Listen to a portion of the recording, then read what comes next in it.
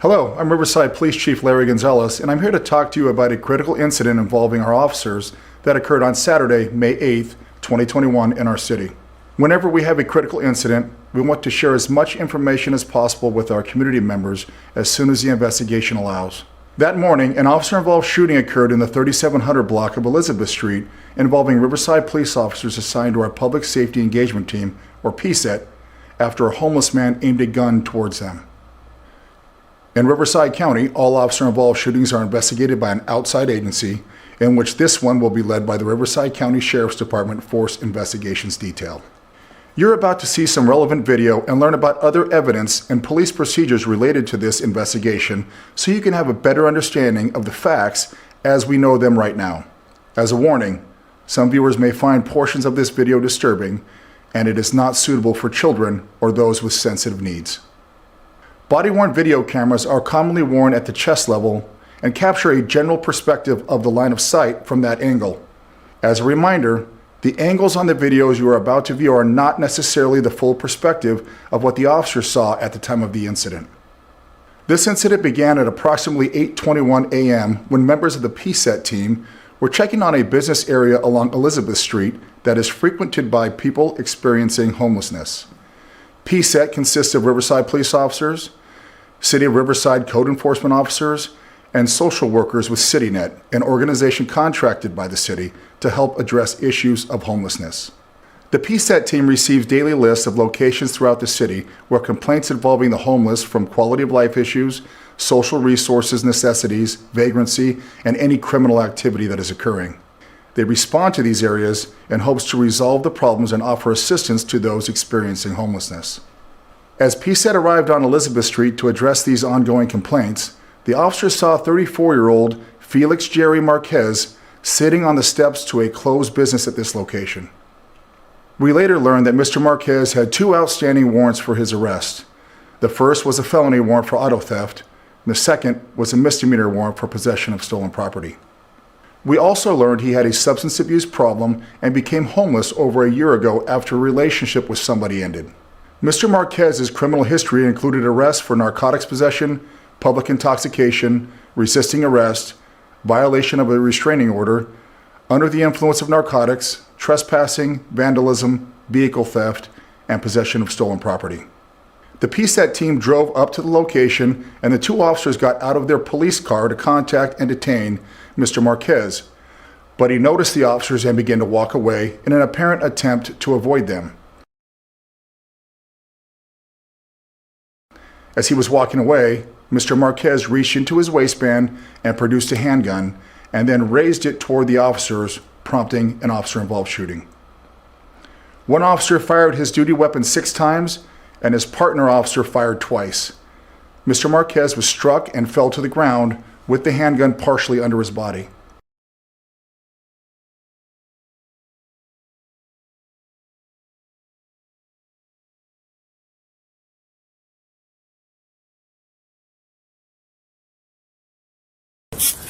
Come here. Let me see your hands. William 48, shots fired. Move over there. Sit down. Get over there. William 48, shots fired. Elizabeth and Mag. There.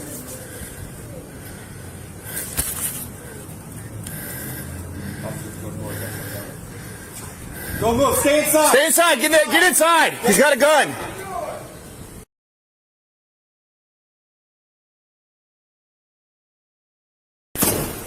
Hold on. No, you got the car. Hold on. William 48, shots fired. Move over there. Sit down. William 48, shots fired. Elizabeth and Mag. They heard it.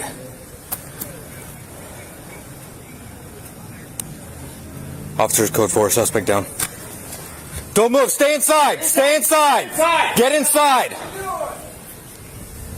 Now here is the video slowed down where you can see Mr. Marquez raising his gun towards the officers.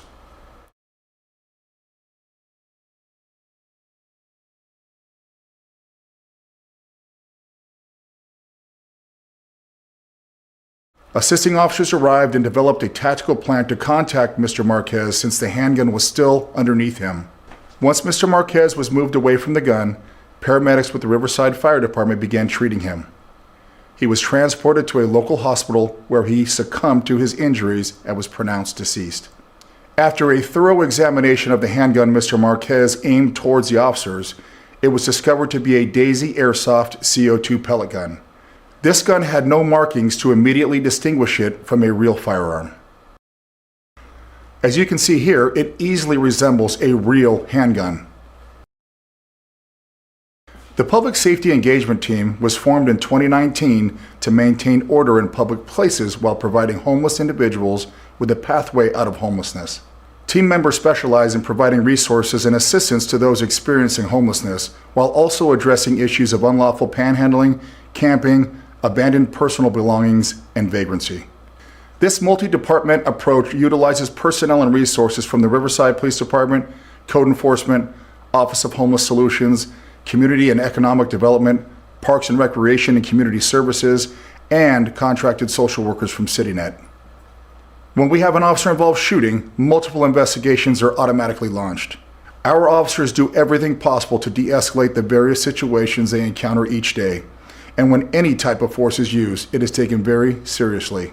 Over the next several months, the Riverside County Sheriff's Force Investigation Detail, aided by our department and the Riverside County District Attorney's Bureau of Investigations, will continue to investigate and analyze this incident. The Riverside County District Attorney and his team will conduct a final review of the entire incident to determine if the officer's actions were compliant with current laws.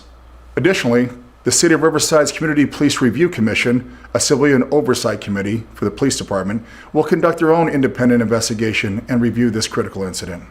Anyone with additional information related to this incident should contact any of the investigators listed here. Thank you for watching.